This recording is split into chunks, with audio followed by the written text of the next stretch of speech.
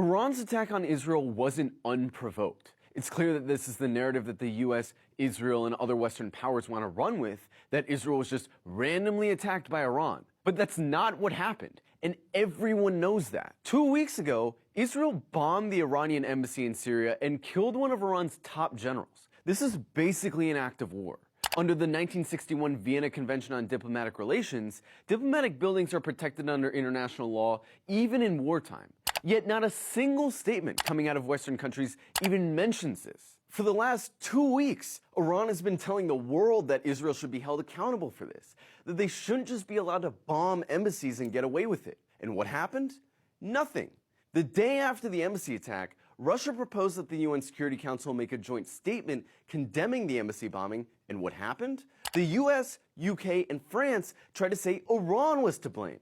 Now these countries are actually putting out statements saying that Iran is trying to sow chaos in the region, that Iran is acting irresponsibly, and that they'll defend Israel and Israel's right to self-defense. Obviously, the country that's blowing up hospitals, schools, churches, mosques, let alone embassies, is the one sowing chaos and acting irresponsibly. Joe Biden, Emmanuel Macron, and Rishi Sunak haven't all forgotten that Israel bombed Iran's embassy 2 weeks ago.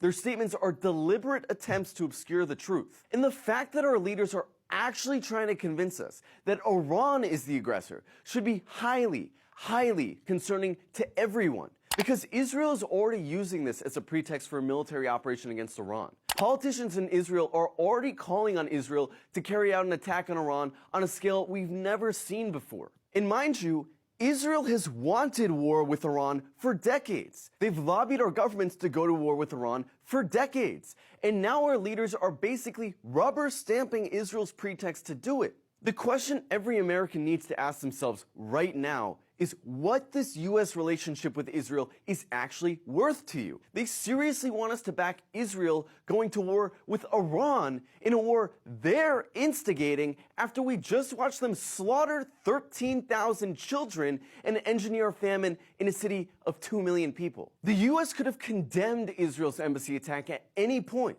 but they didn't. The U.S. could have condemned the destruction of every hospital in Gaza, but they didn't. The U.S. could have condemned Israeli leaders comparing Palestinians to animals and calling for Gaza to be turned into a graveyard, but they didn't. Now these people actually want us to follow them into what could very well be a regional or global war to defend the survival of a genocidal ethno-state.